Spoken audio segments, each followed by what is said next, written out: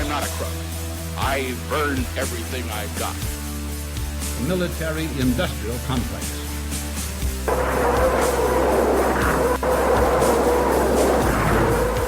A new world order. But we are here to destroy the control over the industry of other people.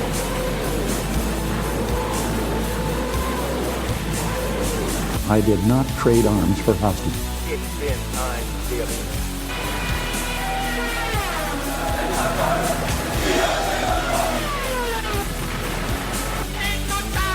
на полный разгром гнусных захватчиков. Myth20c podcast. Detroit, once America's shining example of a city built on the principles of a prosperous middle class, considered the Paris of the Midwest, and submitted as America's choice in 1963 for the upcoming Summer Olympics, today as America's capital for unemployment, dropouts, and foreclosures, ranked #1 most miserable city by Forbes in 2013. In 1967, Detroit experienced its worst race riot in history, with the National Guard deploying tanks to stop the violence that had resulted in 43 deaths and over 2,000 buildings being burned, ultimately sparking Detroit's wide exodus to the suburbs. While many of Detroit's underlying economic issues began surfacing in the 1950s and are inextricably linked to the automotive industry, the transition from being an 83% white to now 83% black city has thrown a spotlight onto issues of race, crime, and poverty like no other American city. Hello and welcome. This is the Myth of the 20th Century. Today we are joined by one of our special guests, J.O. De La Rey. Many of you may know him from his background in South Africa, but some of you may not know that he also has training in economics, and he grew up in Detroit, Michigan, where we'd like to bring our discussion to today. So to start off, just to give people an overview of what Detroit looks like today. In 2013, 40% of Detroit's streetlights did not work. In the same year, Detroit also filed for the largest municipal bankruptcy in American history, pulling in $11 million a month in tax revenue. Casinos actually make up 30% of Detroit's income instead of cars. The violent crime rate in Detroit is 5 times the national average. The murder rate in Detroit is 11 times higher than New York City. More than 90% of crimes in Detroit go unsolved. Once home to 2 million people, Detroit's population is currently estimated to be well under 700,000. 47% of all living people in Detroit are functionally illiterate. 80% of the children in Detroit grew up without a father. In 1950, there were almost 300,000 manufacturing jobs in Detroit. Today, there are less than 30,000. While the unemployment rate was reported at 17.8% in 2012, labor force participation was around 50%, the lowest in large U.S. cities. It was also ranked #1 as the most miserable city in Forbes 2013, and also in the same year, the most dangerous city in America. So with that, J.O., you're probably going to tell us about Detroit and what happened. Oh, wow. Those are great numbers. Well, I guess it all starts in the late 60s, if we want to go right into why the place sucks. A lot of cities throughout the U.S. experienced race riots in the late 60s. Detroit's were a little different in that as soon as shit popped off the first time, they sent in the National Guard. And sort of like a local cliche for white people who grew up in the city that are no longer in the city is, I saw the tanks roll through, right? That means you were there. That means you lived in the city when the shit popped off. So these are the 67 riots. Right. But I don't know, I guess it goes to show the veracity of these people that 2 years later they did it again. You know, we sent in an ass whipping on these people that even Birmingham and, the southern cities didn't throw down. And then when they popped off in 69, Like they were shooting firefighters, and the firefighters were all giving guns and shit to defend themselves. There was like open guerrilla fighting in the streets in '69 when it went down again. So anyone who stayed after the first year of riot saying, well, fine, like they got uppity, they chimped out, but the boys went in and cracked some heads. Well, when the second chimp out happened, they said, okay, there's nothing we can do to be safe. So we're getting the fuck out of here. And that they did, and they did it quickly. I grew up in Detroit starting from the early 80s. And I never saw a nice Detroit. And where I lived in the city was particularly gnarly. More than half the neighborhood being burnt out or abandoned. And when I was little was when crack was at its peak, right? That was the next blow that the city took. Because, everybody escaped. Everybody started escaping the city, and it started going to shit. And what shit-tier people were left all got their hands on crack during the crack epidemic in the 80s. And that's where, you ended up with major gang marriage, destruction of the family, and, Devil's Night is something people like to talk about. We have a holiday for arson in Detroit. Yeah, which is to do that on Halloween. 30th. Yeah, the day before Halloween. You just go out and you burn something, and it's not even necessarily malicious. People might go light up a building that's already been burned down twice, or you might burn out an enemy. And there's just so much activity that you can get away with it. There's a Wikipedia page on it. There were years that, there were several hundred fires in a single night. So between the gang warfare and, arson just kind of being a tradition where, they don't just do a drive-by, they firebomb your house and shoot it up as you run out. Detroit took as many violent places do, they started to take a real pride in being particularly vicious. So even if you were going to be murdered, you were going to go out the worst way possible. And we were the murder capital for a long time, and Chicago took that over. But and then what's funny is in recent years, there has actually been a slight decrease in crime, but it's because there's nobody left.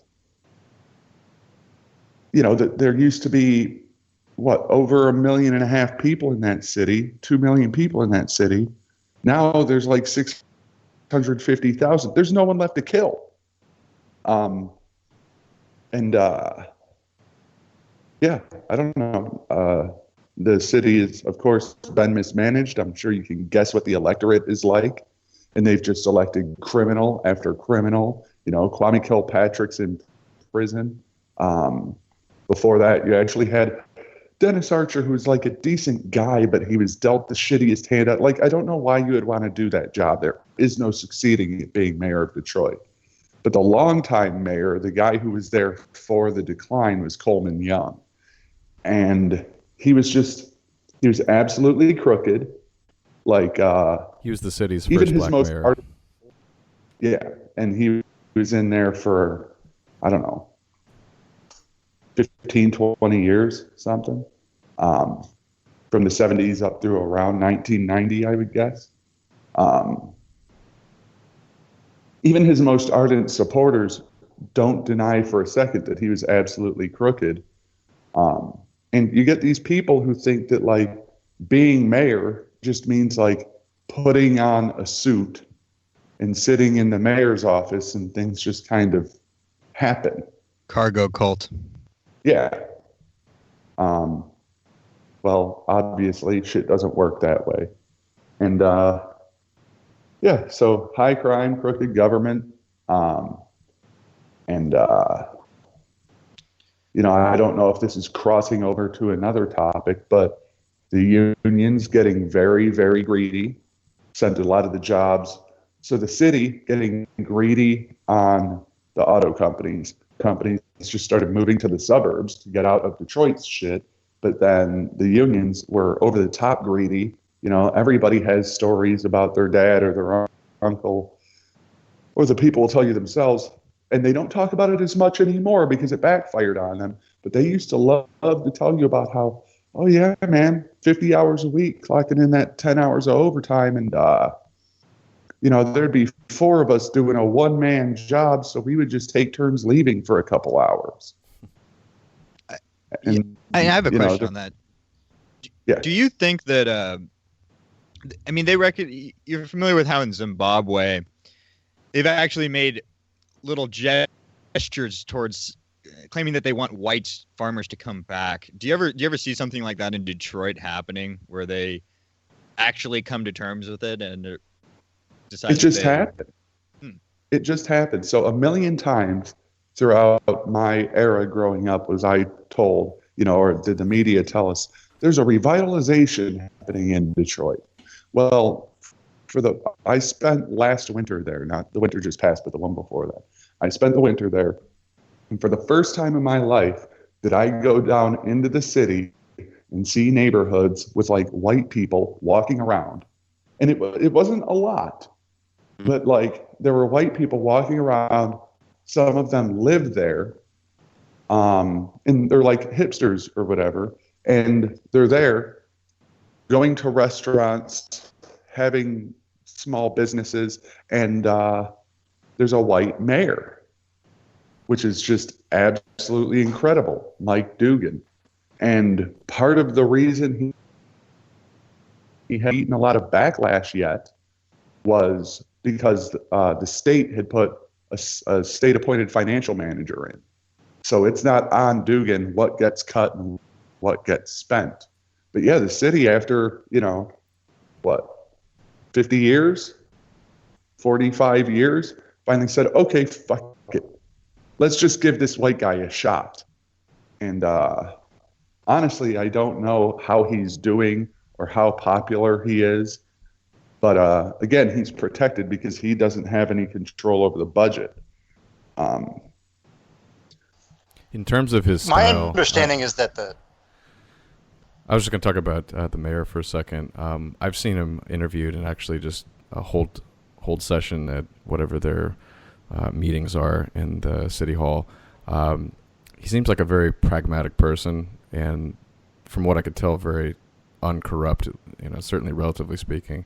So I was actually impressed. I mean, he's not very exciting, but I mean, he was, you know, during the meeting, he was talking about pretty straightforward things, you know, like, okay, we need to get our streetlights working. We need to cut the grass on these unoccupied homes. Basically just need to clean the place up. And I think that was, you know, a very honest, reasonable place to start, considering the catastrophe that the city has turned into. And he seemed to be able to get the respect of the community as well. I think his campaign consisted of him essentially visiting just, you know, house to house, different constituents. And obviously he's white in a 83% black city, and he's a Democrat as well, so he's been able to kind of manage that transition somewhat impressively. But from what I could tell, he seems to be a good thing for the city. Sorry, go ahead, Alex.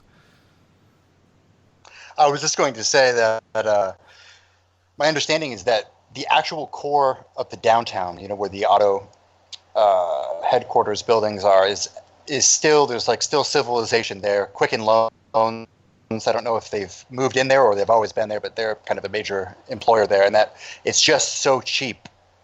And it's such a big city in terms of like the downtown and the, you know, these great old Art Deco buildings that are there, that, I mean, in a certain sense, it can't decline anymore because it's just too good of a deal in a certain sense. A lot of those skyscrapers are empty, actually. They're completely empty. I was about to ask that.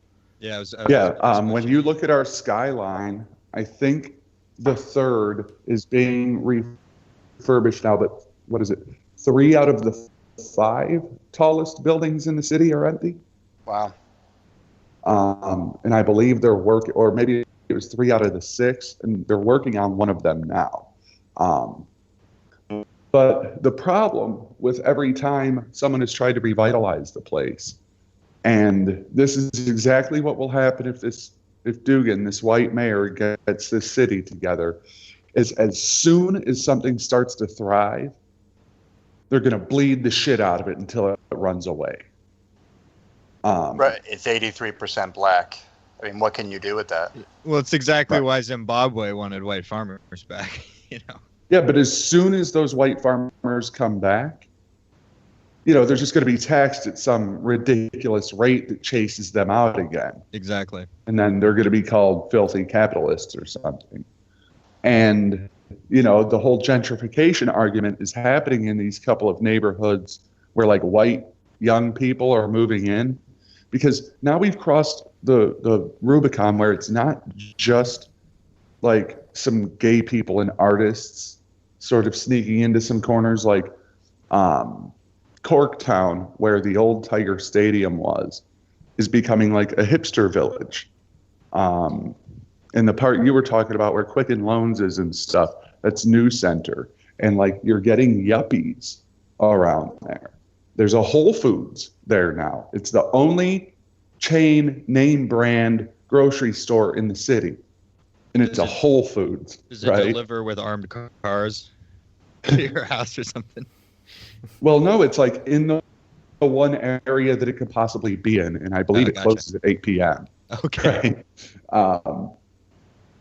Well, you know, I was going to say about gentrification, it's kind of interesting because it seems like there's two different kinds that can go on here, where you have yuppies coming in and buying up cheap property, but then you have this situation where like parts of the city are actually vacant, and so people are coming into places that are actually in disuse. Is that more correct about Detroit? I mean, do you see people occupying things? Yeah, both of those versions exist, but I'll tell you what, when people come into these absolutely vacant areas, and I know a million people who have done it, right? Yeah. Either people who kind of just have a homesteader attitude, right, or like hippie dippy types who are like, oh, it's not that bad, like you're all just racist, and they'll burn you out.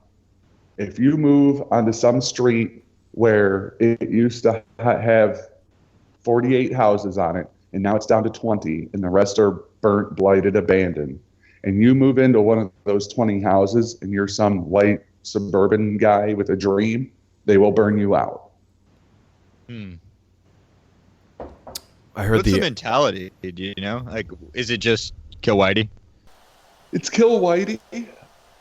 It's kind of like kill anyone who doesn't get it. Okay. Like, those people prefer to live the way they live. You know, I have employed people who had never left the city limits until they worked for me. People in their 20s who, you know, half the city refuses, we're an east side, west side divide city. Half the city refuses to go to the other side of the city. Oh, I don't fuck around with no east side. Wow. Like, it's just, it's very base thinking. It's kind of hard to get your head into because you're too rational. You don't belong here and I don't belong anywhere else is sort of the attitude. Do you know much about white people are frequently snitches. Right. Do you know much about the gang breakdown in Detroit? Like, there really isn't one anymore. Huh. It's not even gangs anymore. It's just sort of like, I don't know, the 5 to 20 hardest dudes from a given neighborhood control that neighborhood. They don't have like gang signs. They don't have names or whatever. It's just sort of like, oh, we run 7 Mile. It's almost too broke for the gangs to even want to be there. Yeah, there's nobody left to sell crack to. Like, fucking, if you went a mile east of where I grew up, you could find whores walking the side streets in the middle of the day, right? That's how fucked up it was in Brightmoor. We're talking about like Finkel and Outer Drive, McNichols and Outer Drive. Yeah, and they're usually trying to feed their habits. I mean, there's a lot of interviews that are on YouTube. But now there's nobody there anymore. The whole neighborhood's too blown out. There's nobody to sell crack to. There's no dicks to suck. So how are these people staying alive? I mean, we're talking about maybe 500,000 blacks in the city limits of Detroit. Are they just all living on welfare? Yeah. And then obviously there's still some grocery stores so they can buy food with their welfare payments, I suppose.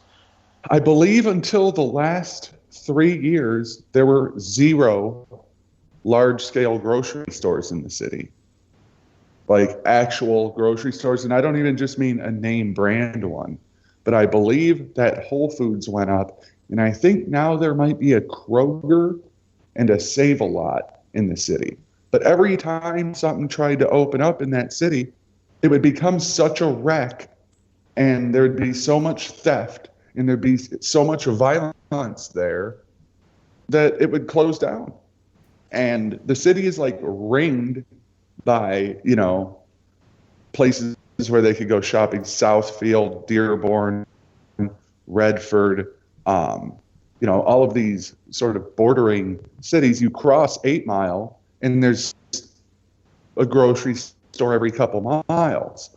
But that's because they can afford to invest resources to keep the shit sane. But everyone in the city shops. So we don't use the term liquor store or corner store. It's sort of a Michigan thing that you get made fun of when you leave, that we just call it a party store. That's what it says on the walls, any...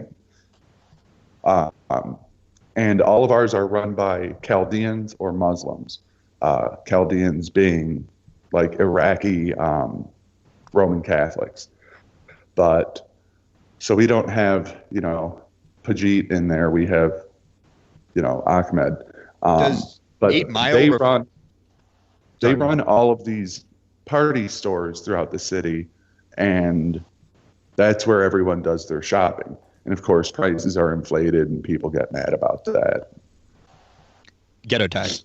Is 8 Mile? You said 7 and 8 Mile. I know 8 Mile from the Eminem film, but is that about like distance from the city center or something? Because isn't Detroit, the layout of Detroit's like a wheel, isn't it? It's a grid with a wheel on top of it. Okay. But like a large part of the wheel doesn't exist because Detroit is on a river, right? So if you're looking at the map of Michigan, which is the palm of your hand, only the left side of the wheel exists, but that's 5 roads that all go out in a diagonal from downtown. But the mile roads, 5 Mile is actually the southernmost mile road. It starts at 5. And all of that actually has to do with some kind of old agrarian measurement. And 8 Mile was the baseline road from which they built. And actually, when you get outside of the city, the road is no longer called 8 Mile. It's called Baseline because they don't want to be associated with the city. Oh. As you move through different cities and get further from Detroit, the road names all change. Like 16 Mile has probably 7 or 8 different names going along it because people just don't want to use these mile road terms. Aren't there French names for cities or for roads as well? Yeah. Yeah, Detroit's a French word. Yeah, it was a fur trading Détroit. Or something like that. Yeah. Yeah, it was French fur traders. But 8 Mile is the northern border of Detroit. And then Woodward is sort of the main drag that comes out of downtown and then moves on a northwest diagonal until it intercedes with 8 Mile. And that's where the city ends. And that's how you divide east and west. North of Woodward is the east side. South of Woodward is the west side. So it's northeast. And the winter there is. Go ahead, Alex. Sorry. What's that? I was going to say the winter there is quite brutal, isn't it? Yeah. Yeah. So I mean, I just find it puzzling that these blacks are sort of staying there, but I guess they just don't have the I don't know, the thought to leave for greener pastures or warmer pastures anyway. yeah, and I guess it's just something you get used to, like, so I live in Arizona right now, and I tell people I'm from Michigan, and they look at me like I just told them I got home from Nam, but when I don't know, I know it's not in their DNA, but if I can get used to Arizona, I guess they can get used to Michigan. But it is funny how much crime rates fall in the winter, and that's everywhere. Oh yeah, you can just see it in their behavior in the summertime. Whatever it is, when it gets warm, they're more likely to, they're like volatile personality really comes out. I've noticed just personally walking around my own city. Well, yeah, not only can the heat anger people, but just they're outside more. And where there's more interaction, there's more friction. So one of the books I read to prepare for this is written by New York Times and then Detroit Times journalist Charlie LaDuff. And he was actually the person, according to his book, that found it was a very famous case talked about the winters in Detroit. This case was he was exploring the city and he found an abandoned building, of which there are thousands. But one of these he stumbled upon an elevator shaft, and at the bottom of it there was a frozen block of ice with a man's feet sticking out the top of it. Now try to imagine what had happened basically in order for this outcome to occur. So somebody had fallen into a pool of water at some point, drowned, and then the winter had come and frozen him solid. And he had been there so long that nobody had found him except for this journalist. And this is just the sort of horror movie that this city has turned into. I just don't know what happened next. I assume they got him out before he thawed, but almost as good that it was frozen because, the decay that would have set in. And there are countless buildings like this in the city, I've heard. I mean, the Packard plant is probably the most famous one. There are people actually living there, but it used to be this gigantic manufacturing facility that had actually closed, I think, in the 50s.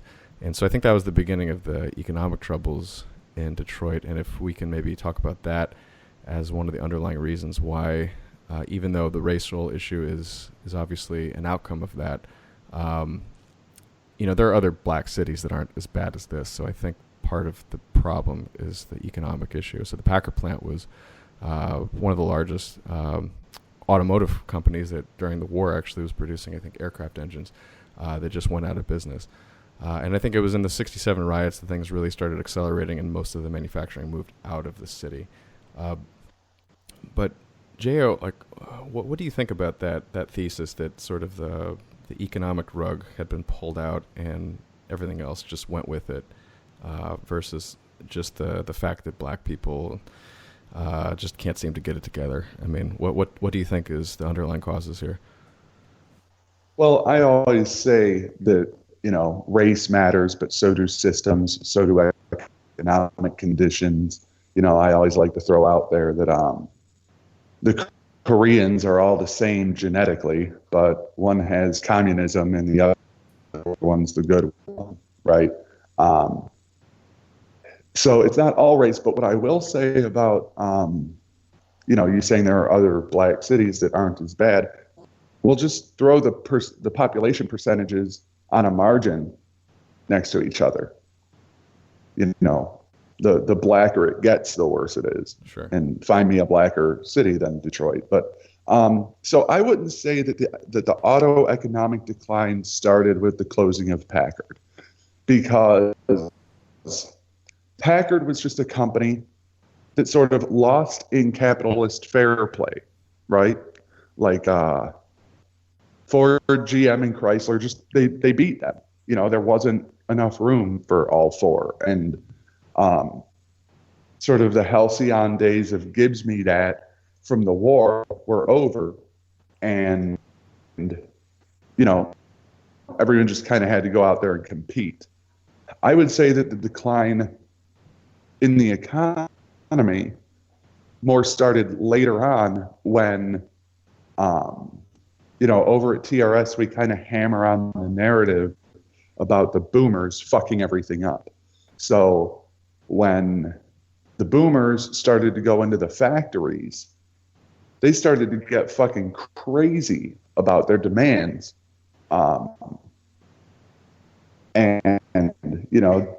Democrats essentially got the UAW, the United Auto Workers Union.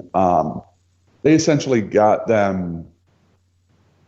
They got laws passed that essentially said, like, you can't just, even when the contract is up. See, everyone's used to this now, but this isn't how it used to be. Now the way it is that when the union contract is up, you do not have the option to just fucking fire everybody if their demands are too ridiculous, right?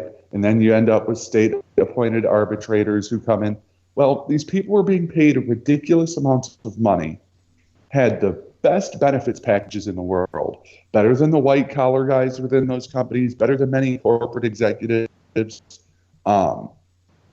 was no longer about, a blue-collar, good middle-class job you could raise a family on. Like, no, this is now like an upper-class job. And they couldn't reduce the number of employees even. Like, they just had to keep shelling out more money. And that's where a lot of the decline comes from, is, these companies were worth a ton of money, so they burned through their own value. And then when they couldn't do that anymore, they started making shittier cars. And then they had to start laying people off and moving factories. And it wasn't good enough for these guys to make $30 an hour to do actual work. If they weren't making $40 an hour to sit on their ass, they were going to strike. And the companies hit back. And when we talk about protecting, when we talk about nationalist economic policies, I can get on board with that. Getting Trump into office, because I used to be I'm an Austrian, total free market guy, but I understand why economic nationalism is important. But like, what is the check or the balance against just cannibalizing an entire company for my workers? At some point, it's just communist and there's nothing left. Joe, have you ever seen there's a famous video, I think it was like 6 years ago, of the GM workers. They're on their break drinking beers and smoking weed, and some guy comes up to them with the camera. No. You got to check that one out. But yeah, I mean, they were completely indignant. I mean, they were pissed that somebody's putting a camera in their face, but it was pretty clear that they weren't too worried about losing their jobs over it. Well, I was in the UAW. I worked at an auto plant for a year. I didn't work for one of the big three. I worked for a parts manufacturer that sort of served all three, as well as the Israeli military. Oh, wow. Yeah. But yeah, we didn't have as much of like that whole slacker thing going on, and that's why that company still exists. But the degree to which people would work fucked up was fucking scary. And this is when like prescription drugs first started really getting out of control. And man, the amount of guys that would work drunk or work just nodding out on their feet, running, 100-ton presses and shit. It was pretty scary shit. I used to work at a plant. Protects you from that. So I witnessed that myself. I was at a plant for a brief period, and the workers, as you sort of roll into your 6 o'clock shift, would, right before they roll into the door, they'd be smoking as much weed as they can get in before they walk through. And these were mostly black guys. And then you'd get on the line, and these were stories actually from, so I never witnessed it actually there, but these are stories I heard that, and this is probably common throughout the whole industry. I don't know if it's just this plant, but the story was, don't buy a car if it was made on Monday or Friday because people are loaded from or for the weekend. And there apparently were people who would find beer cans in their bumpers from the assembly line that people were just shoving in there. And I'm not going to make the excuse that people should be drunk when they're doing their job, but if you work an assembly line job, you do go out of your mind if you have a triple-digit IQ. It is incredibly boring. And so I think, and also this is partly because of the way the union structured things, because they forced kind of this really hyper-specialization and having fixed wage rates for each one, and they want to negotiate based on that. But the American way of manufacturing, and this is also because of the way Ford did it, where he wanted to make everything as efficient as possible, was every guy had to do a super, super basic task. And that's how you sort of chopped up all the jobs and measured them and tried to optimize them. But in doing so, you basically take all of the creativity out of it, and it becomes just basically a robotic operation. And it is really, really, really awful. The Japanese, and I want to bring them up also because I think compared to the Germans who are more in the luxury market, the Japanese really took the bottom out in the majority of the small car market out of the Detroit's share. The way the Japanese do it is the workers are treated as sort of like a family. There's no layoffs, and there's also more responsibility that goes with that. So there's no union bullshit, but it's basically people are tasked with multiple jobs, and they do a lot of rotations, and there's a lot more autonomy given to the worker himself. But I can attest the fact that the unions were the attitude of being kind of against the company was definitely true when I was there. It's a sad thing to see because they're sort of signing their own death warrant. I mean, and that plant eventually closed, so it's a bad attitude all around. Yeah, when I hired into that company, they were just about to go to a vote on a new contract, and there's guys talking about striking if they don't get this, that, the other thing. And like, I broke down the math for them that, dude, if you strike for 2 weeks, you will lose more money than you are attempting to get over and above what they're offering, right? So like this extra 15 cents an hour or whatever it was over the course of a year, that's, only this many hours wages. So you're not going to make any more money this way. And they would just glaze over, be like, no, fuck this. This company owes me. No, but you're going to get less money in the long run if you strike like this. Yeah, that's why I'm telling them they have to pay me more. No, you don't get it. Like, and you're just talking to a brick wall. Yeah. What was your experience with the management? Did you deal with them at all? I can speak to that as well, but I'm curious what your perspective, because the management is not blameless either. I mean, I heard a lot of horrible stories about the guys that I was having to listen to, and especially back in the day in Detroit, I heard some pretty bad ones. But do you have any stories about that? Not particularly. The foreman, the lower level non-union management, were mostly guys who were promoted up out of the factory. Yeah. And the people above them, we had almost zero interaction with, except for maybe an HR lady, if there was something wrong with your check or if you were taking a bid promotion or something.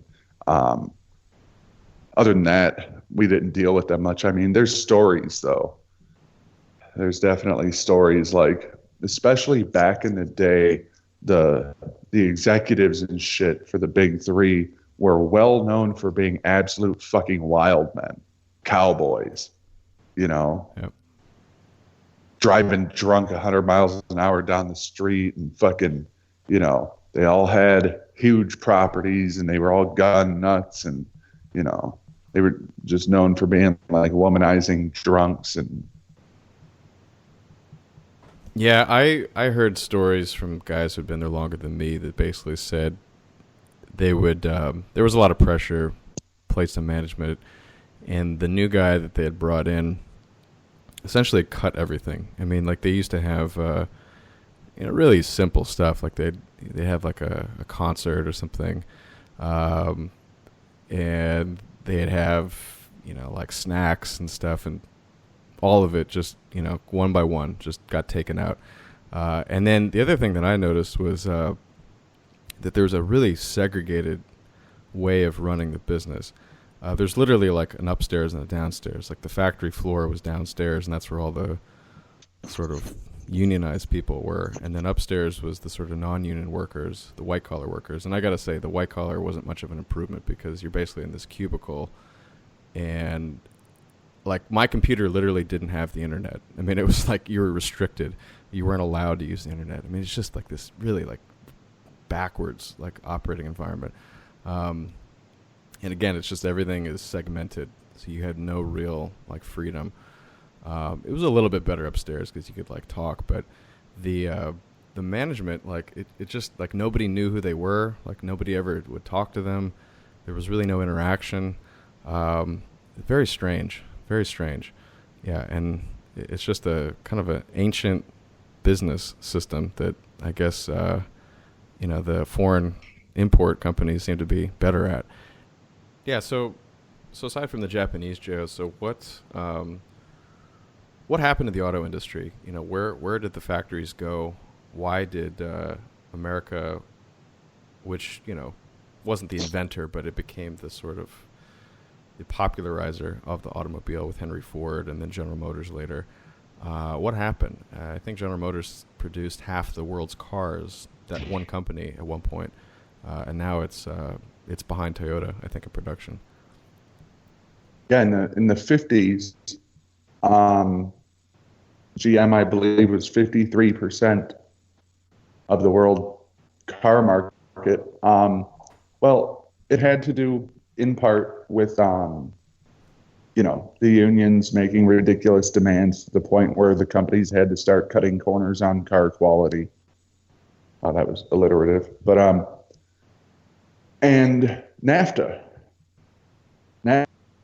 made it too easy to go to Mexico and build the cars and send them out to the States, or even to go to Canada. Yeah, I heard a story that auto plant. The one headquarters still in Detroit, which is the GM headquarters, the Renaissance Center, which I believe actually was built for Ford, and then GM took it over. The headquarters houses, it's about half empty, but the other half that's full actually faces Canada, away from the blighted city that it's in. And that's where actually all the auto plants are, in Windsor, Ontario. Because I think Canada actually, unlike America, at least until recently, really wants their automotive industry to survive. And so they subsidize the factories, I've heard.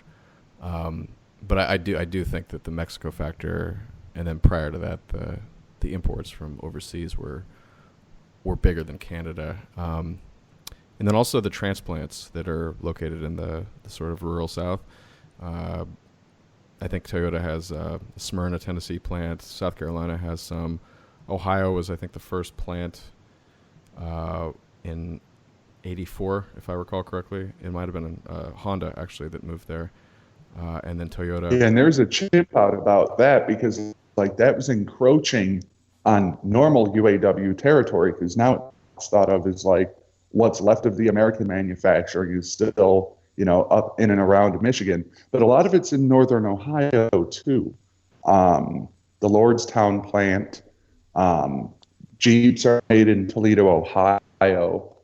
So when Honda came to Ohio, the UAW was screeching, Sure. At least go build out west or down south somewhere. But no, it's like they showed up on their own doorstep and, just cucked them. Yeah, I have the list of the top auto plant. I can mention that later. I didn't mean to cut you off, Daniel. No, fire away. Fire away. It'll be interesting to hear. What's your list? Okay, so you're never going to guess. I was surprised when I saw this. So the biggest plant in the U.S., and this is sort of private data, so maybe this list isn't 100% up to date, but it's Ford's has a plant in Claycomo, MO. What's that, Missouri? Yeah. Yeah, Missouri. And then Ford has another plant, a truck plant in Dearborn, Michigan. That's number 2. Hyundai has a plant in Montgomery, Alabama. That's number 3. Number 4 is Smyrna, Tennessee. That's a Nissan plant. And we could keep going down, but then it's another Toyota's at number 5 in Georgetown, Kentucky. So there's still, I think... Where's the next Michigan one? How far down till you get back to Michigan? What happened to River Rouge? Well, there's That was one. the biggest There's one in the world Michigan for a is while. number 2, and then we're going to go down to 3, 4, 5, 6. We got to go to 11. Lansing. General Motors has a Lansing operation. Yeah, and I would bet that if you looked at that data 30 years ago, all top 11 were, well, maybe not Michigan, because you'd have had plants like Lordstown, but Do people yeah, feel do people feel states are ashamed competing about business this? too. I would feel ashamed if I were from the automotive industry. If I don't know, and I don't hear that. That's what I don't understand. It's the arrogance of not only the unions but the management. I mean, during the 2008 financial crisis, there was that famous story of the automotive executives taking their corporate jets, flying to Washington, and begging for $14 billion, and they had to up that to 34. And then the congressmen were like, the southern ones, especially with all the automotive plants that are there now, like, well, what are you going to do with that money, And they basically was like, well, I don't know. And they got kicked out, and they had to drive back in their crappy Detroit-made vehicles. I just, the arrogance, I don't understand it. I would just feel so ashamed, if I was looking at these numbers. Well, part of the reason they fell apart was the arrogance. So the arrogance didn't go away. It's sort of like they're saying, oh, no, I mean, we're Detroit. It's a foregone conclusion that we're the champion of this thing. And then they get knocked out and stand up, and they're just like, no, we're still the champs. It's almost like delusion at some point, bizarre. And yeah, okay, you guys in large part did build this city, you built this state, but you also helped tear it down. So you don't get the credit for that anymore, because it wasn't you, it was the people before you. All your generation has done is fuck shit up. It's worth mentioning that Ford is a little bit different from GM and Chrysler in a couple of ways worth pointing out here. Yeah. One is that they are headquartered and always have been headquartered in Dearborn, Michigan, not Detroit. Right.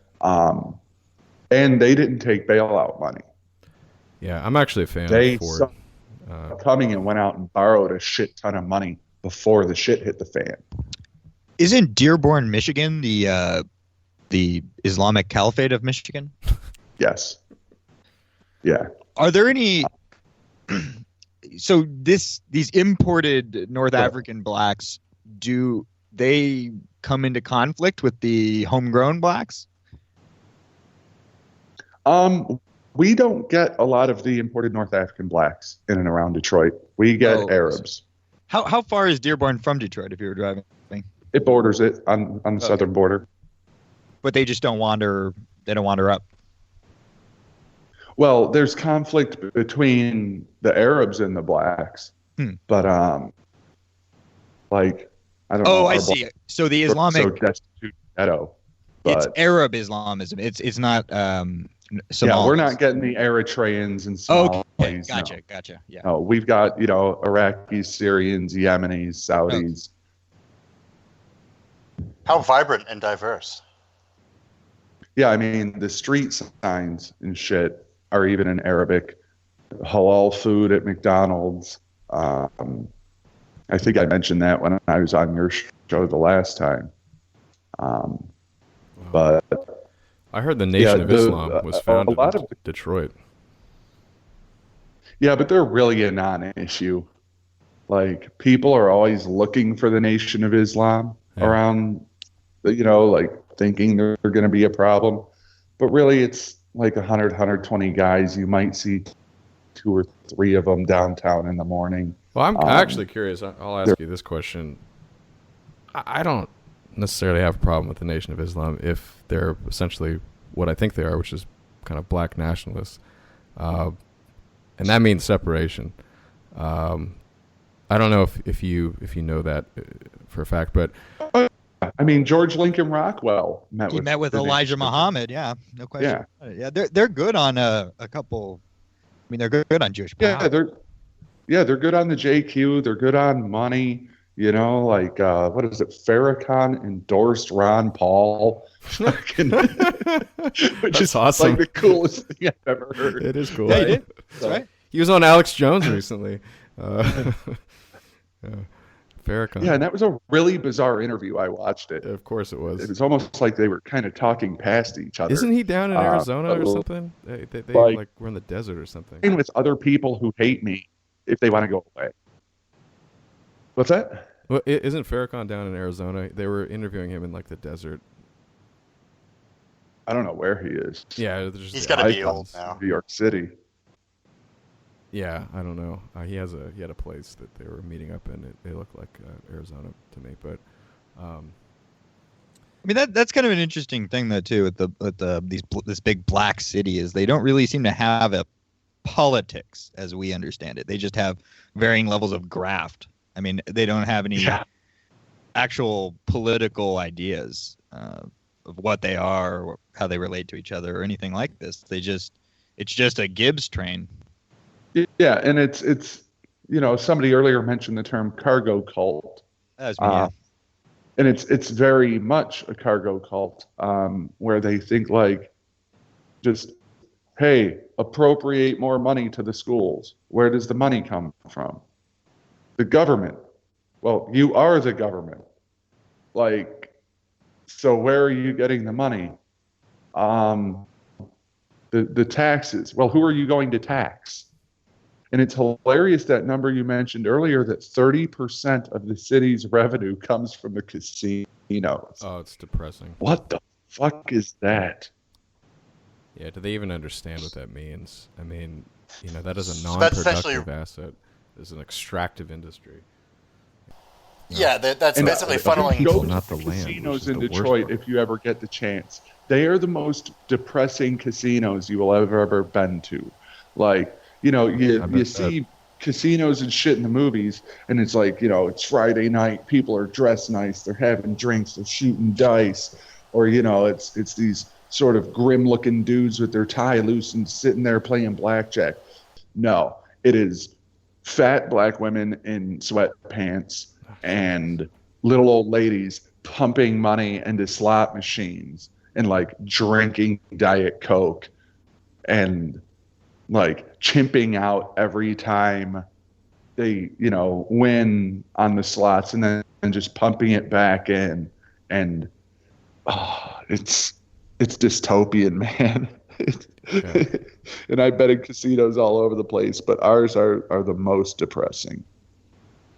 I often tell people this story when I'm talking about America's decline, but Bethlehem Steel used to be one of the largest steel companies in the world, let alone America, and it was, I think, in the early 2000s when, after it being shut down, I think in the 90s, Sheldon Adelson bought the plant in Bethlehem, Pennsylvania, and he converted it into a casino. And I tell people that's not a good thing because that thing... No, that's the most upside down. Absolutely. Wow. You can go there. I mean, it's sort of like this macabre like cathedral of former greatness that it's like the ruins of Athens. You've turned it into a tourist attraction, but you actually don't use it for what it was built for. I don't understand why more people don't see that as a serious issue. They're like, oh, well, business is back. I'm like, no, it's not. It's actually taking money from the region. And maybe the government is getting something off of that, but, you people are losing money from something like that. Or you're taking other people's money. But at the end of the day, gambling produces nothing. It is actually destructive. And I can even say that. It's only a tax farm. That's right. That's right. Yeah, you might as well have an opium den. I mean, it's functionally the same. Yeah. Yeah, great. You're making money, but the net effect is negative. So people don't get that. It's very simple, but for some reason they don't get it. And this is why, I don't think we should have the vote. We should Boy, have the it's vote. no different than and people buying just are any not other form of qualified. entertainment. It's the same as going to the movies. You're just paying for entertainment. Yeah, but this one is particularly bad. I mean, like your Comcast bill isn't going to take your house away from you. I mean, this is awful. Gambling is just one of the worst. Well, let me see how you would respond to this argument, Joe. I would go so far as to say a crony auto industry of the worst sort is probably just as bad from an opportunity cost perspective. I mean, because you're standing in the way of actual production, of actual wealth creation when you're limiting it this way. I mean, how would you from an economic perspective, what do you think somewhere like Detroit would need in order to, ignoring the racial issues, ignoring the demographics, because as we were saying earlier, if you started to turn the cash cow back on, the bleeding would start again. But assuming you had a nice white Detroit, what would you prescribe for the industry there? I don't know. Do what you did 100 years ago or 80 years ago. Do what you did before you started to cannibalize yourself. I also think that, some economic protectionism might be in order, like maybe fucking our, these are pretty simple Trump talking points that free marketeers aren't going to like. And mind you, I come from the most radical free marketeer background, but I just don't care what happens to other people. And if there's a little bit of cost that comes with doing right by white America, then I'm okay with that. So maybe Ford isn't allowed to move to Mexico and build cars and send them into the U.S. for the same price, right? And maybe we go back to a more normal and sane form of union negotiation. When the contract is up, so you have a lot of guys who are skilled labor, sheet metalers, toolers, die makers, die setters. That's not something that I can walk in and teach you how to do in 15 minutes. But for the guys working things like stamping presses, where it's just you set the piece of metal on the die, you hit the button, and it goes. Listen, you don't get to make $30 an hour to do that. And when the contract comes up, if you're going to demand $30 that's a union an hour, gig. Yeah, we're going to send you all home. You're all fired. If you're going to tell me that when the contract is up, if you're going to tell me that you're demanding this giant wage for something that's actually more simple than working at McDonald's, then you got to fucking go. And we'll replace you with people who are willing to take a wage more in line with this form of work. Yeah, that's a union. Alleviating international pressure and alleviating wage pressure on the unskilled positions. Because shit, if we had plants making these cars here, right? How do I want to frame this? If some plant has some factory has 5,000 jobs in there, and 1,000 of them are skilled, and those guys are all going to make 3 times the money as the other 4,000, or we're going to demand that everyone make a shit ton of money and all the jobs are gone, you are better off in the first case. Are you better off with having some good jobs and some shitty jobs, or no jobs? And that's what you can't get through to these people. They just got too entitled, Joe, I think a lot of it is domestic production of Japanese vehicles, but the U.S. is actually still making a shit ton of cars. We're actually making more cars than ever. It's just I think part of the problem, and maybe you guys have worked in auto factories, you can enlighten me on this, but I think part of the problem is that these are not labor-intensive industries in the way that they once were.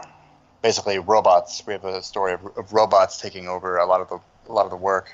Yeah, I wanted to get That's into very robots. true, but the robot's hand was forced by wages. Right. Right? Like we see all these memes out there of like, what's the one I saw the other day? It was like, we won the fight for 15, and then two robots high-five each other.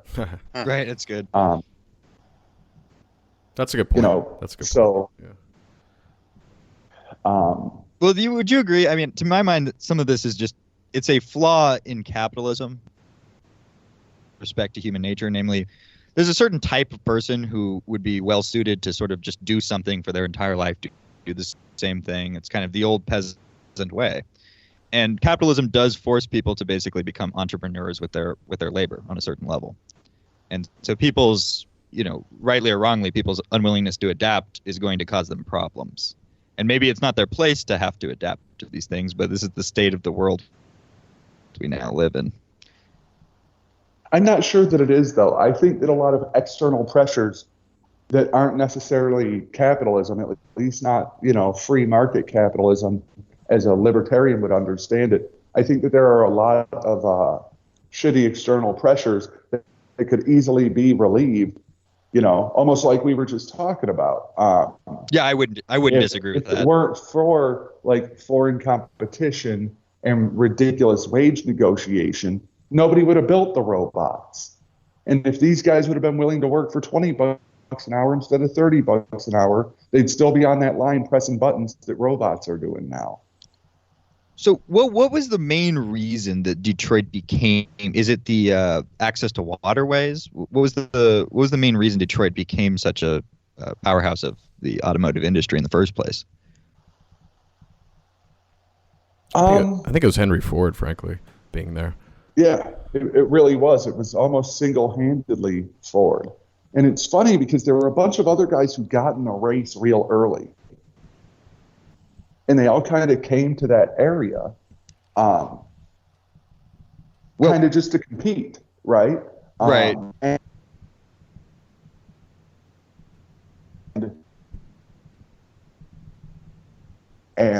there was a lot of hiring and firing, incestuous sort of business practices among the early auto manufacturers of, okay, well, they fired this engineer, so we want him. And, a lot of that back and forth. And then Henry Ford just broke away with the shit. So all the talent moved there, and some of them started there. It goes on from there. What I'm getting at there too is there any particular reason why Detroit needs to be producing cars? Some of these business moving away with certain protectionism regarding foreign competition, but you still have, if there was a reason for auto manufacturers to pick up shop elsewhere, there'd be nothing stopping them. And is there some particular what we do have?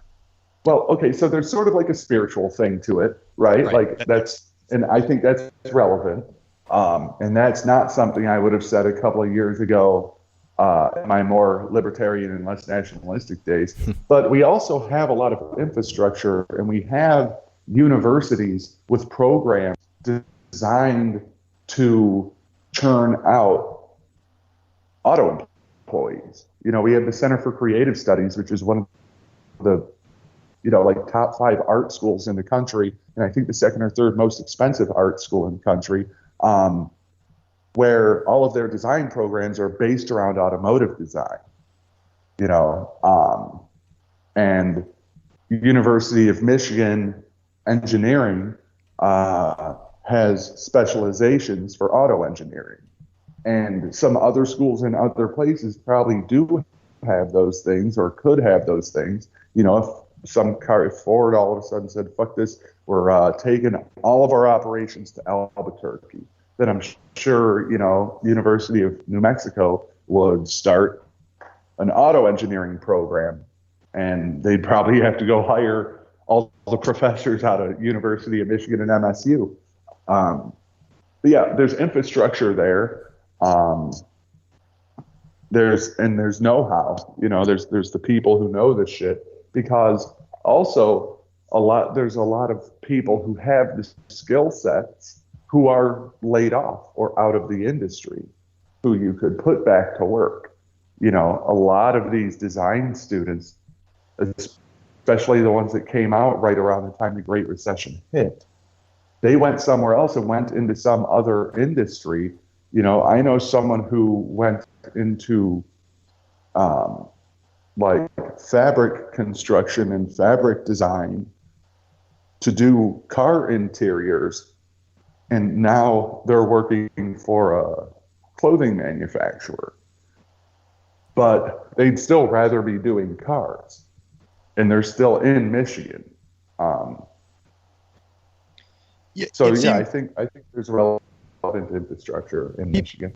Well, how people, at the very least, how people talk about it, it seems like when people talk about the possibility of renewal in Detroit, it is always talked about inextricably related to the auto industry, right? It doesn't seem like and people. I think they need to get away from that. I think they need to not count on it. Right. Cool. When Obama said that these jobs can't come back, they're not coming back, I think he's wrong, and I think Trump is proving that. But I think that, I mean, even if you built a brand new badass factory right in, you know, if you tore down the Packard plant and whatever 10 acres it sits on and built a brand new beautiful factory there and put 5,000 people to work in it, and still only 5,000 people. If Detroit is going to have any kind of renewal, it's going to come from them getting so desperate that they will relax on the bullshit that prevents people from developing on a small scale. You know, because like you always hear the shit about, oh, you can go to Detroit and buy a house for $500. Well, that's true, but they still want you to pay the $26,000 in back taxes on it. How about you just fucking take the loss and collect the future taxes?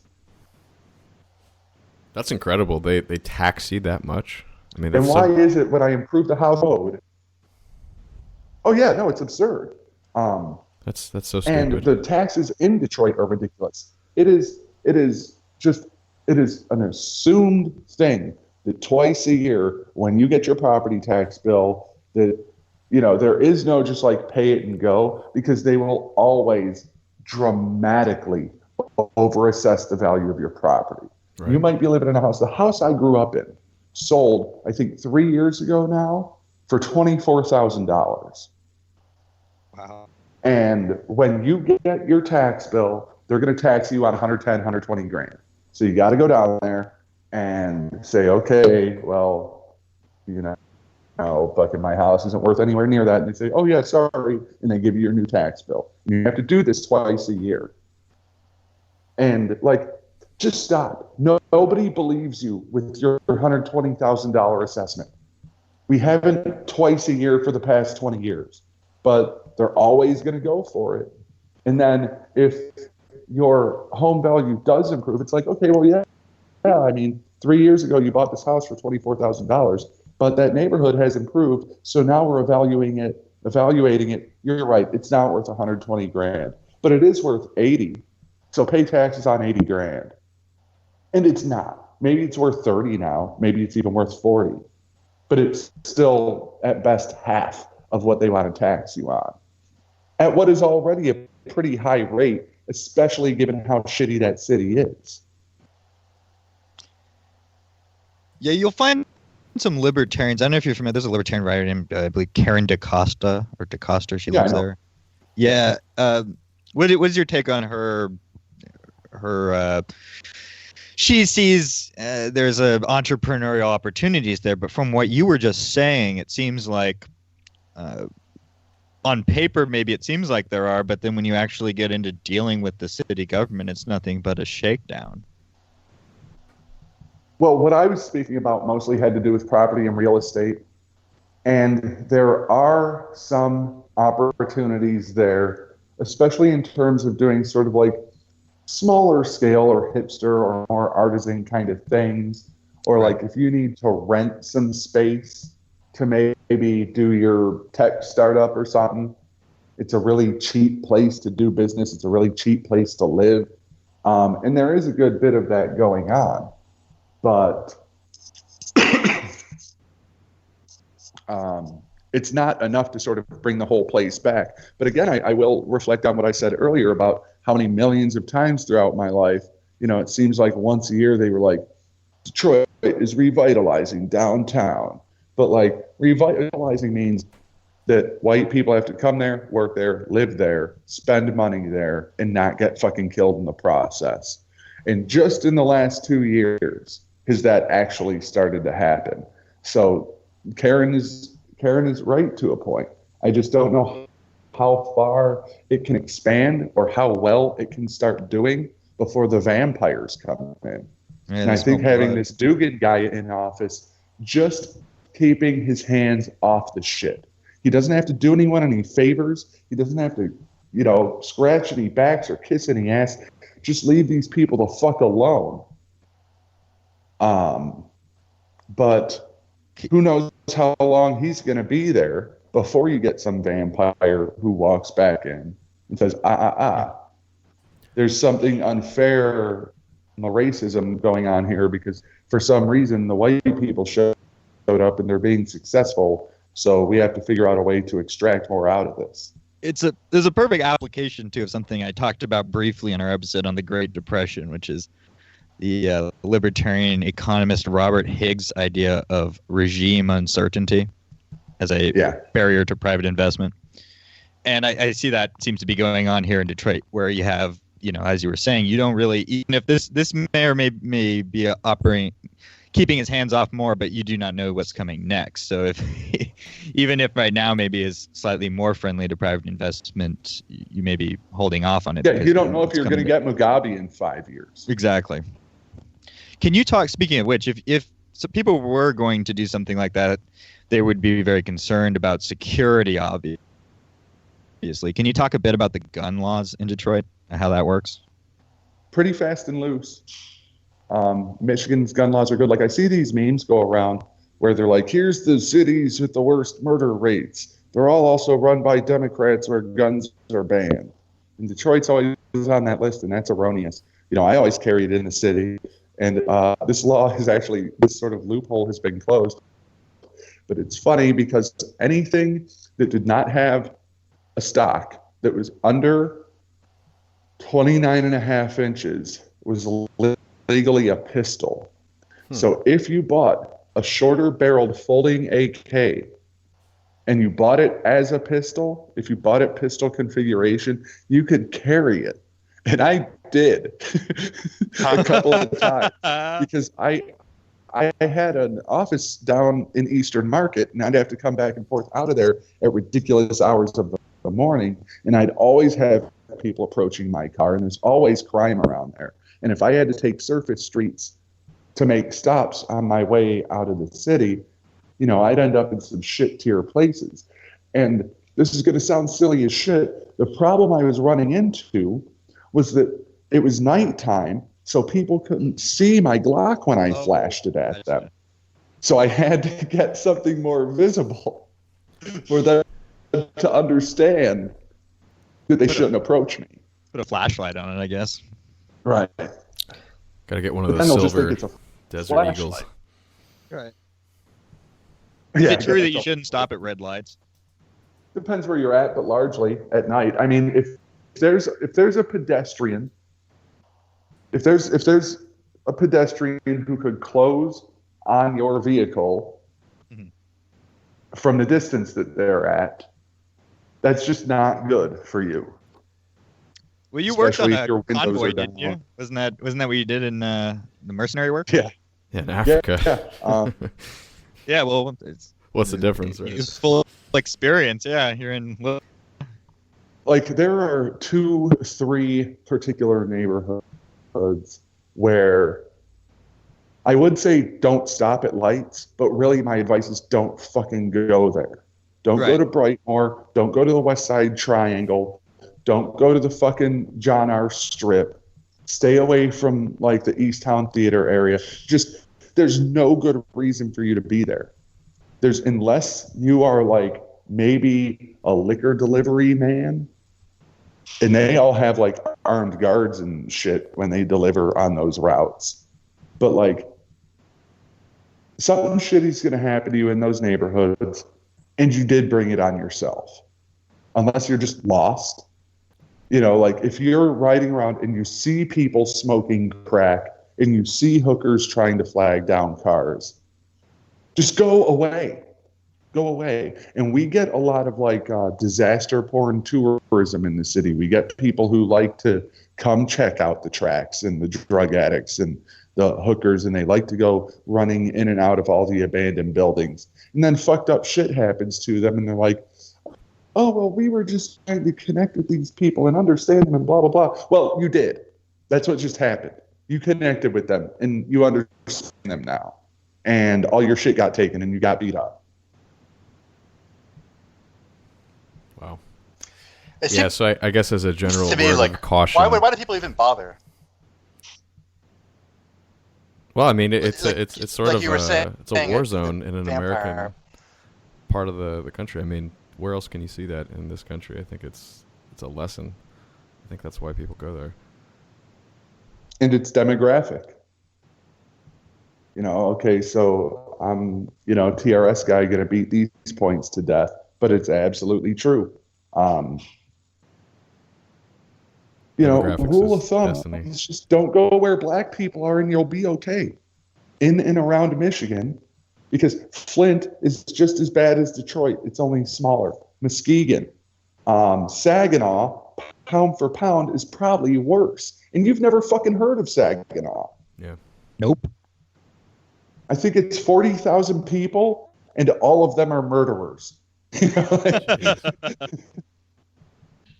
Hey, so you mentioned what Flint, happens? and that was in the news recently for having their municipal water system being contaminated by, I believe it was lead. And Trump had that sort of famous quote about the cars used to be made in Flint, and you couldn't drink the water in Mexico. Now the cars are made in Mexico, and you can't drink the water in Flint, which is a very good line. But, Michael Moore was actually from Flint, I believe, and he was railing about Roger Smith, the CEO of General Motors, moving the factories out of there.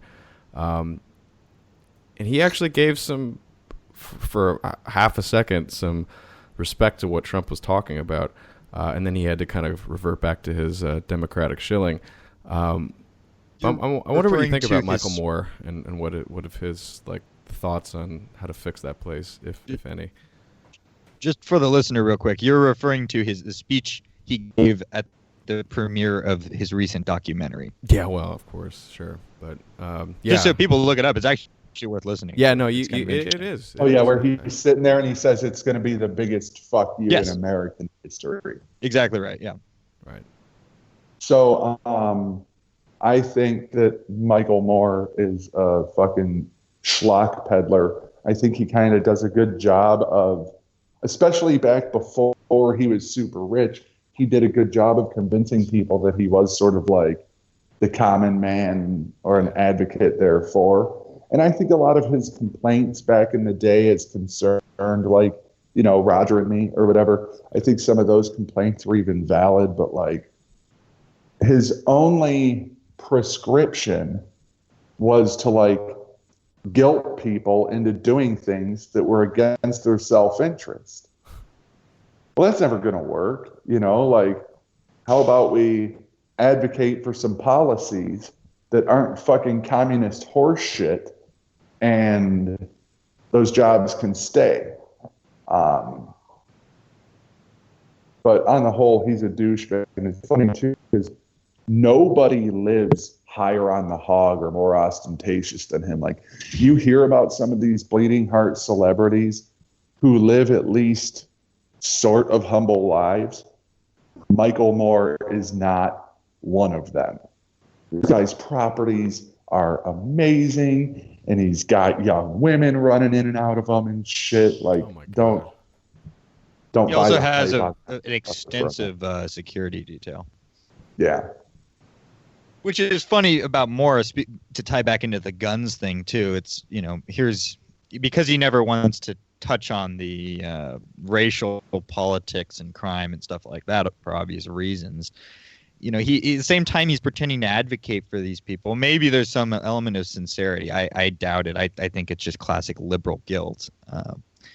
But he's also advocating for people to be disarmed. So at the same time, he's pretending to advocate for their economic advancement, so to speak. He's also, ambivalent about their being able to protect themselves. He is such a piece of shit. I heard him interviewed one time, and he actually admitted that the problem with America is not the guns, because he literally cited Canada and Switzerland having almost as much, if not more, guns per capita and having way less crime.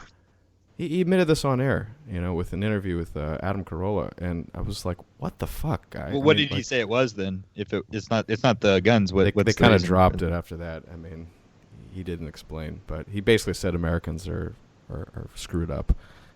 So he didn't get any more specific than that. Well, there's about a 12% population that are screwed up. Yeah. Or you could even say 25 if you want to add in another demographic. But let's break this talking point down for the 3 millionth time. 12% of the country is black. They commit over 50% of the murder. Now let's break that down to just the men, and we're still at 50%. Let's break that down to men, 14 to 35, and you're still over 40%. And you wonder why I don't want to stop at a red light in Detroit when there's a black guy on the corner. Yep.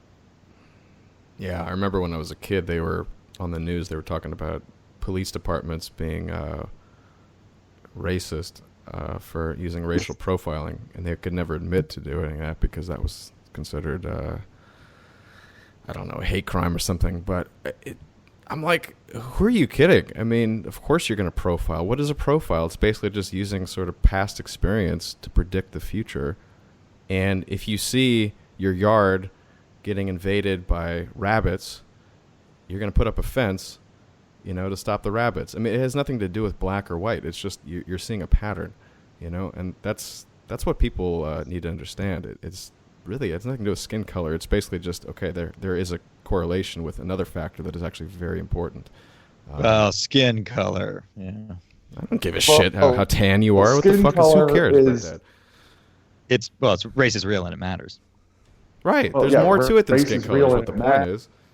There's a lot more to it. Your skin color is the visible identifier of this other set of genetic characteristics that you carry that make you prone to being one way or another. Precisely. And on the segue of guns, I'd be remiss to not ask you about one of the most famous Michigonians. Is that right, by the way, Michigonians? Is that Michigander? Is that really? Yeah. Wow. The Motor City Madman, Ted Nugent. You have any thoughts on him? I will say I recommend for the listeners the album Double Live Gonzo. Absolute masterpiece. But what are your thoughts on Nugent? Because he is a political actor, so it is worthwhile talking about. I mean, if you see Donald Trump's last speech on the campaign trail was in Michigan, and Ted Nugent did open up for him. He's supposed to play guitar, which he doesn't seem to do very well anymore, and he ended up just kind of blabbering for like 40 minutes every now and then, like throwing down a riff. Well, I love the Nuge for a couple of reasons. One, so he does all kinds of free like hunter safety and training camps and archery camps and shit. And I got to go to one of his archery camps when I was little, and that was cool. And he came and said hi to everybody. And like, oh wow, I dig a lot of his music, and he is sort of a quintessential Michigander. He's a fucking wild man, and it's also a trip because he's like a nose teetotaler guy. Exactly. For those that don't know, oh, go ahead. Well, I was gonna say, for those that don't know, yeah, exactly right. I was gonna mention that he didn't do any. People all thought he was like on something because of how he would run out on stage in wearing basically nothing but a bear skin and just behave like a complete madman. And in fact, he's famous for getting noise I think he broke some records with like decibel levels. It's some of the loudest shit ever performed back in the 70s. And he's got some, like basic bitch conservative arguments about stuff. And he's a little too neo-Connie for me. But overall, I think the Nuge does really well. And, my heart came out of my chest when Trump won Michigan. And, I almost went and, I almost cried over that one. And I remember that night being on my patio, and we had our little TRS nerve center call going on. A lot of the leadership were actually together in person in New York City, but the rest of us all got together on Skype. And, I remember sitting outside, and this is it, as it had gotten really late and Hillary had already conceded, and, we're all just sort of like glowing, and every 30 seconds somebody's just like, I can't fucking believe it. And I said, oh my God, I want to know what Nuge has to say. So I jump online, and it's like 5 a.m. in Arizona, and Ted Nugent has actually just posted a video, and I want everyone to go watch it. It's about 10 minutes. He's waking up to go hunting and sees that Trump won, and the little speech that he gives about America, you still have a chance. You know what I love? I love your balls. I love your middle finger. This was a fuck you. And like, he sort of freestyles this love letter to America, and it's fucking beautiful, man. It's over the top, but it's great. Does he say fuck you too? Does that because he usually keeps it like very family friendly. Goes off. That's great, because you see that shows you that he's really they really hit him, and he's just going, you get the real Nuge. Yeah, we'll put that in the show notes. I have not seen that myself, and I will definitely check that out. But yeah, that's sort of like a heart and soul of Michigan kind of thing, where like when people ask me, okay, so outside of like, Detroit gangster blacks or whatever, what's a really good example of a Michigan guy? And there's a guy named Steve Rinella who has a show called Meat Eater. And I always refer everyone to that. And when I'm gone from home for too long, I like to put that show on, because he has the like thickest Michigan accent. He talks like us, looks like us, acts like us, and he's a professional hunter, but like you wouldn't get it from his demeanor. But he's another good example of a local guy. Or like I saw a really cool thing just last night. Tim Allen went on Jimmy Kimmel, and Tim Allen, I guess, had performed at Trump's inauguration. I think he went and did comedy there or something. And Jimmy Kimmel brought that up. And Tim Allen was like, whoa, be careful, because like it didn't really get any applause or whatever. He's like, be careful. Like everyone keeps telling me it's like 1930s Germany right now. And I'll tell you what, I agree, because if you believe the wrong thing, you'll get beat up. They'll come after you. And in this town, I believe the wrong thing. Wow. He was talking about getting shit on for being sort of a right-wing guy or whatever. Yeah, of course. Well, many people compare it to McCarthyism. And, I mean, it's fair. Yeah. Absolutely. The blacklist that they moan about constantly. I mean, how many people do we know personally who have been banned from Twitter and banned from work? I mean, I know people who have gotten fired for believing the wrong thing, let alone getting a job. I know a lot of their current job has been shit canned because of it. So I mean, don't cry to me about being in a black book, from the 1950s or 40s or whatever it is, Well, there's a couple ironies to that. First of all, the Hollywood blacklist, one of the most famous, it was actually full of communists, particularly Jewish communists. Yeah, they were actual like revolutionary communists. Yeah. And furthermore, what's interesting, I knew a Jewish girl who told me her grandmother was in the book, and she was proud of it. And I can go on, but it's not. We're gonna get it. We're gonna have to do an episode actually on 1930s Hollywood at some point. I've got some good material on that. But anyways, the difference is like we could hash out unions a little bit, but at the very least, there's a reason why you don't want communists working for you, and it's not because of some greater ideological struggle that you see yourself as a part of. It's because communists are bad for business, and it's not really true of right-wingers. It's not true of fascists, nationalists, whatever.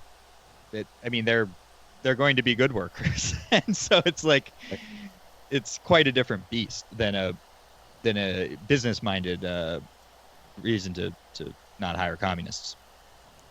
Oh, you're right. Do you have any thoughts on the future of Detroit? At least give us, if you would please, give us your optimistic and your pessimistic, the two paths forward here, and best outcome and worst outcome. Okay, my optimistic is, so even the improvements that have been made over the last year or two, where now there are like white neighborhoods and hipsters and families and stuff in Corktown and, parts of Midtown or New Center. My optimistic view is that grows more, and it won't quite become like maybe an Austin or a Williamsburg, but it will be a place where you can be white in an urban setting in perpetuity in Detroit. The pessimistic outcome is that it will start to succeed and the vampires will come and they'll chase it away. And that they will do this in some sort of almost expressly racially motivated way. Because you've been able to get away with that more so in Detroit than other cities because it has the history it has. You can't really just walk into New York or Houston or something and say like, hey, why are these white people successful? Because there were always some successful white people in those other cities. But this is kind of the first time in 40 or 50 years that you've had like white neighborhoods organically sort of popping up. So I could see them on paper still just going after these areas, but even in their rhetoric when they talk about it, they make it about race. But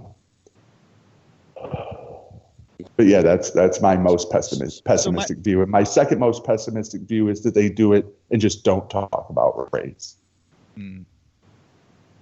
What I take from that, let me know if you agree with that. Maybe we can close after get a few comments from the other guys here. But it seems to me that the future of Detroit is tied to the future of America generally in a way that, because it doesn't, due to these racial politics that you have outlined, it doesn't really seem to, as you're saying, the best case is sort of that things can kind of be left alone and that you can have a few areas where people can, white people can live.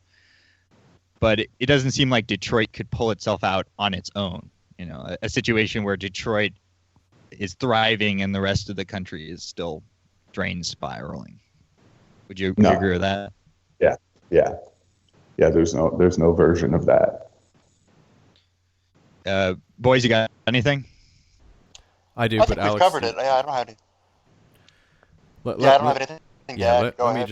let me just say, from my perspective, growing up and just seeing how my parents had grown up in the 50s and 60s, basically, that was a time when America was ascendant, and it was possibly a time that will never come again. But for the middle class, at least, I don't think America ever had a greater time. And a lot of that was embodied by what Detroit was. It was a town where you could get a job with a high school education and retire with a secure pension and support a family. You didn't need a PhD. You didn't need some sort of international experience. You didn't need to understand computer algorithms. And the further and further we push this, and the further and further we get away from something like that, is I think America that we're all really going to regret. And I think if people think that can't ever happen to them, what happened to Detroit, you keep looking at what's happening with automation, and you check yourself in 20 years because we have a choice. We have a choice if we want to be a country that a normal person can live in, or we're going to become a country of the elite. And I think, unfortunately, we're veering towards the latter, and everybody else is basically fighting over the scraps. So I hope we can bring it back to where it was. Agreed. All right. Thank you so much for coming, Jo. Always enjoy your basically your real life, experiences, and you can tell us like it is rather than how you think it is. Thank you. Frequently called the most cosmopolitan city of the Midwest, Detroit today stands at the threshold of a bright new future, one rich with the promise of fulfillment. In this bustling city on the Straits, where British and American flags soon followed the French, a spirit of brotherhood was born and nurtured, foreshadowing the city's international character. Here, people from many nations have met and mixed and built a metropolis of thriving commerce and culture. The Detroit River flows past the city's front door, the world's busiest waterway. This river is a vital passage to the Great Lakes and to the St. Lawrence Seaway beyond. Detroiters just naturally take to the water. They enjoy more sparkling, pure water than any similar area in the world. Detroit, the crossroads of half the population of the United States, is but minutes away by bridge or tunnel from Canada. Between these friendly neighbors, the Detroit River forms part of the world's longest undefended boundary.